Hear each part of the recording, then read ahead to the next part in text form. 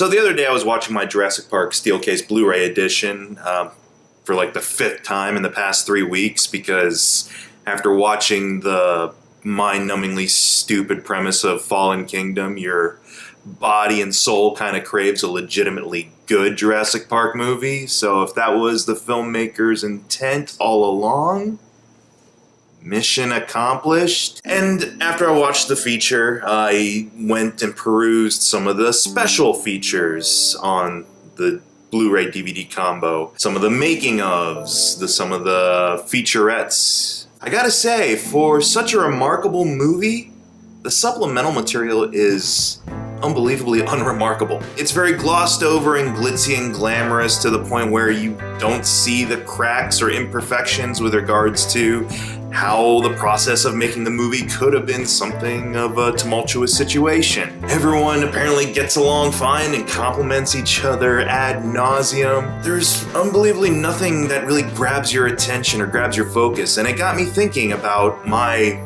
wide assortment of DVDs and Blu-rays behind me, because as you can see, I've amassed quite a collection of DVDs and Blu-rays. And to kind of go through them and see for myself what are some of these special features that are actually kind of special in both the positive and the negative. Because I kind of feel these days when you look at a DVD or a Blu-ray and its supplemental material, you don't get a lot of really in-depth or at least really unique or bizarre choices to view. Like I mentioned before, a lot of the making of featurettes aren't really about the actual making of and techniques that they utilize, and more just about like, it was an incredible journey. With no other director and no other cast would this movie even be possible. My co-stars did not piss me off in the least. Everyone loves everybody. Hugs. I don't vibe to that type of stuff. I don't like to be told like, oh, the movie and its production went smooth as silk. When that solo Blu-ray hits the stands, I guarantee you Phil Lord and Chris Miller are gonna be nowhere on it, talking about their unique experience in making that movie, only to watch it be unmade. So I'm gonna start doing a series of McGTV top 10 lists here that are gonna occasionally drop in on my collection of DVDs and Blu-rays and talk about some of the weird or unique or honestly very fulfilling special feature material I am able to kind of take a look at. And I'm gonna showcase 10 DVDs or Blu-rays at a time. Really, their ranking just goes from, let's say, the lamest special feature I found in a random assortment from my shelves here, going up to either the most entertaining or honestly the most fulfilling viewing experiences. So let's start off with this first installment of top 10 lists, which I'm calling truly special features. Number 10, X-Men: The Last Stand. Yes, I own this. Don't at me. It's a really by the numbers purchase. Not really too much audio length commentary where you can hear Brett Ratner talk about a CGI rock for a long while. And the deleted scenes really don't add anything. It's like alternate takes or little things they add on to scenes that already exist in this movie. But there is a set of alternate takes that has always aggravated me ever since I saw them on this DVD. And that is the introduction of our villain, Ian McKellen, as Magneto. They just announced it. Thank you.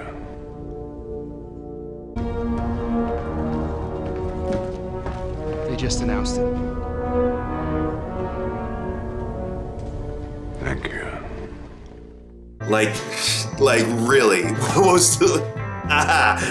You put a beard on the guy. Did you really think not having or having the beard was going to salvage this whole garbage fire of a film? Moving on. Number 9, Batman v Superman: Dawn of Justice Ultimate Edition with that hardcore R rating. A lot of the featurette stuff is what you kind of expect with a big superhero blockbuster at this point, talking about like, oh, we're trying to pay true homage and really kind of embody the true qualities of these iconic characters. Yeah, that's all nice and generic and totally not representative of the movie itself, but there is one featurette called Saving Martha. Cast and crew is trying their darndest to justify the Save Martha line in the movie. They both have a deep connection to their parents, whether their parents are alive or dead. And that one word, Martha, I think is a really cool connection. And I don't think Batman sees Superman as human until he realizes that he has a mother. And I think when Batman makes the decision to rescue Martha, that's Superman's mother, in a way he's redeeming his own sense of powerlessness that he had when he could not save his own mother. I know it's also talking about, oh, here's how Batman and Superman truly connect, or here's where their similarities kind of begin. Let's be honest, it's really just a way for them to say, nuh-uh, Save Martha was an awesome scene. You all just don't get it because you ain't thinkers. I just love the fact that there's a featurette on here called Saving Martha.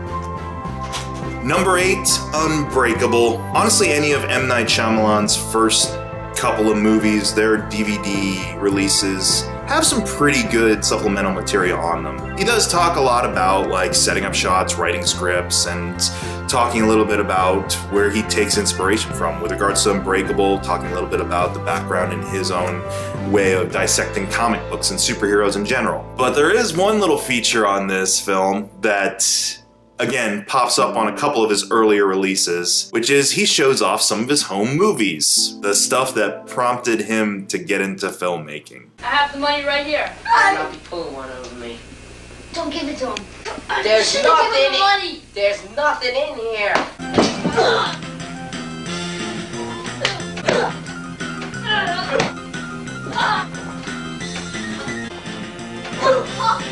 Awful. It's just terrible. Adorable, I guess. Look, I get it. When you're young, you do make some cringeworthy stuff. I've made some cringeworthy stuff right here on this site, and I will probably continue to make cringeworthy stuff. Sorry. I get it, because he was being touted at this point as the next Spielberg, and wouldn't it be cool to kind of see that humble beginning for the next Spielberg, that he was just like us, making movies on his camcorder at home. This home movie just kind of proves the writing was on the wall with regards to M. Night, doesn't it? I still like the movie. Guardians of the Galaxy Volume 2. It's a very homogenized packaging deal here. There's really not a lot with regards to true behind-the-scenes stuff. It is a lot of just kind of good PR for a product that you already own. But there is one little feature on here that I enjoy, and that is the Guardians Inferno music video starring some of the cast members, Stan Lee and David Hasselhoff. Just remember, we are Groot. I'll take that music video over just another featurette saying like, Star-Lord is our modern-day Atticus Finch. Once Upon a Time in Mexico.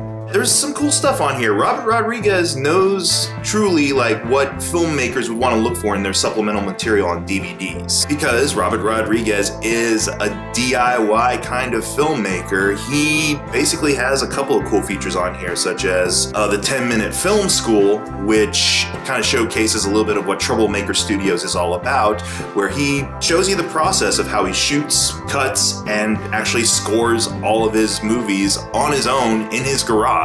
And then there is the 10-minute cooking school, which is my personal favorite on here because it gave me my world-famous puerco pibil recipe. I've got a lot of friends who don't know how to cook, which I can never understand because not knowing how to cook is like not knowing how to fuck.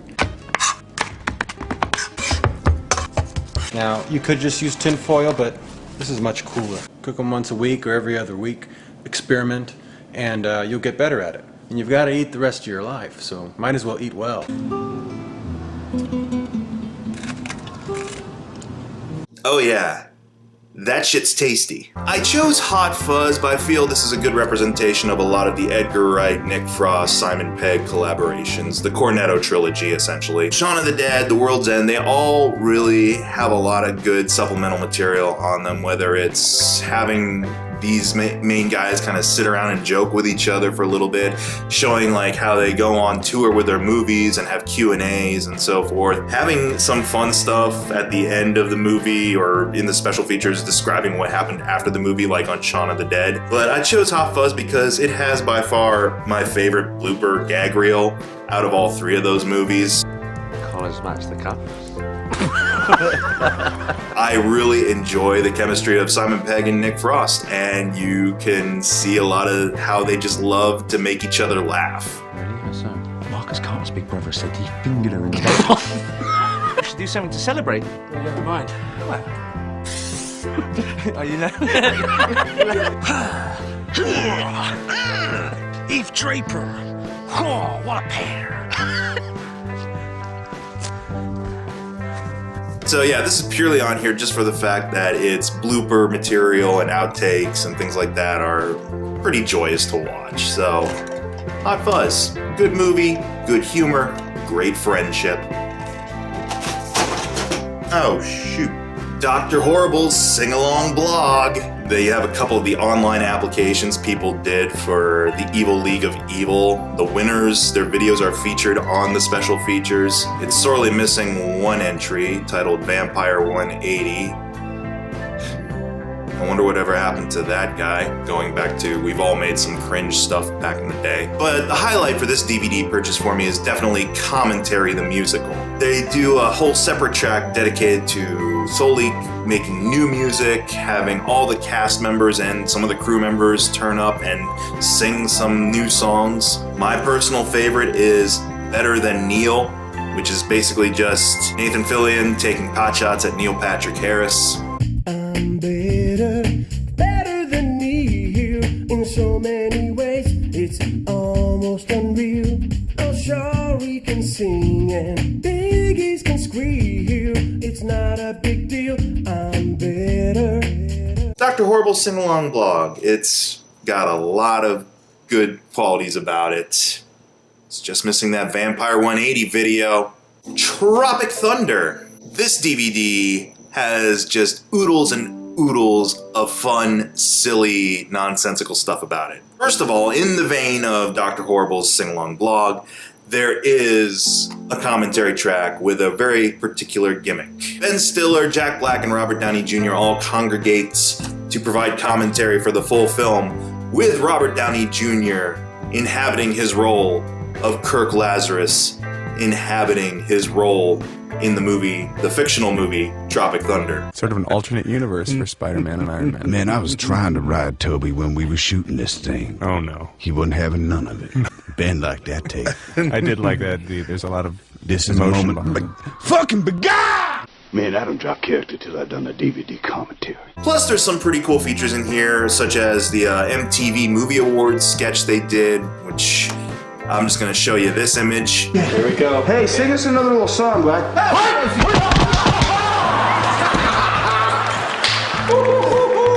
Gets me every time. I have a very, very juvenile sense of humor. There's actually a funny mockumentary feature on here called Reign of Madness, which is lifted from, the documentary that was accompanying Apocalypse Now when it was going through its production hell. And it's just a whole bunch of new material of all the actors and all the comedians featured in the movie, just flexing their stuff. Alright, for these last two DVDs, I'm not going to really show you any clips from these supplemental materials because I feel you need to just witness them for yourselves. Just showing you a couple of clips doesn't really do the full justice to what are essentially feature-length documentaries and feature-length supplemental material. Let's start off with my favorite movie of all time, Zodiac, the director's cut. Talking about the making of the film, which is pretty intricate and actually kind of goes into the true process of making a movie on this scale. It also features a little bit about the true investigation, what was uncovered in research, and actually touches base with some of the people involved in the original investigation. And then there is a feature that is about 45 minutes about the prime suspect, who I mentioned before in this movie is portrayed as being Arthur Lee Allen, wherein the documentary talks about, sure, he seemed pretty suspicious with a lot of circumstantial evidence surrounding him, but then at one point in the documentary they even admit that, yeah, we might have exaggerated or might have misinterpreted some perceived evidence here and there. Like, it's on Making a Murderer levels of how much more could the police back in the day have botched this up. The whole time, this movie is playing up the mood and atmosphere surrounding Arthur Lee Allen especially, but then you have a documentary that says, we might have been wrong about him. But again, maybe it's not entirely about the mood surrounding a prime suspect. It's more about the mood and atmosphere surrounding such a bleak and hollow type of series of murders and investigations. And again, the movie ultimately is about obsession and how obsession can drive us to really tear ourselves apart at times. And finally, let's round things out with the far, far future of 2019, Blade Runner.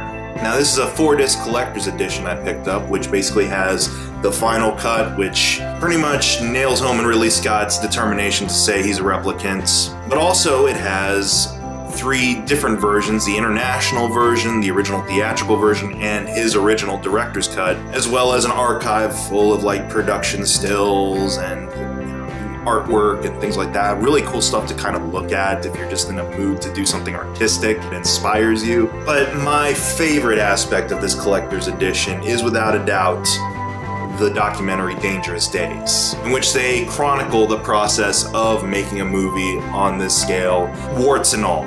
It starts off with Hampton Fancher, who is a character, let me tell you, and he cares about his writing and his themes.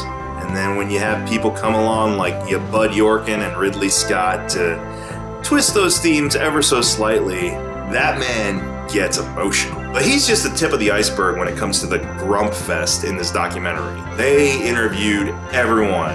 Ridley's there, Harrison Ford, Sean Young, Rutger Hauer, and they talk about the stuff that works and the stuff that genuinely pissed them off. Harrison Ford kind of mumbling and grumbling about like, yeah, it was a real bitch to work on that movie. And while he acknowledges like, yeah, Ridley and I had creative differences, you can tell there's still a lot of kind of resentment on some level between those two. The highlight of the documentary for me is definitely listening to some of the recording sessions Harrison Ford had to do, where he had to put in voiceover to explain to the audience what was happening in the film, because apparently the film didn't communicate that well enough. And just to hear his dull, listless voice trail off in these unbelievably poorly written expository lines of dialogue, it kills and it satisfies me at the same time. Like stuff like that, I thrive on awkward interactions being chronicled when it comes to movie making. So yeah, that's just 10 selections out of my vast collection here. I'll definitely come back with another installment of this and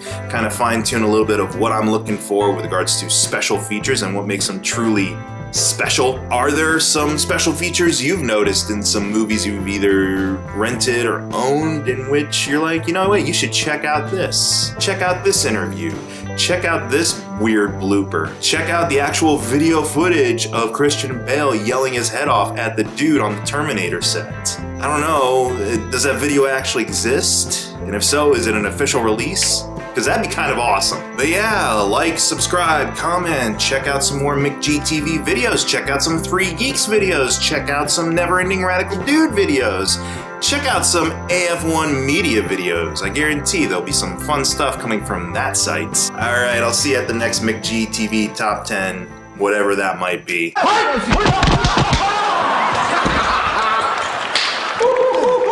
God, that never gets old.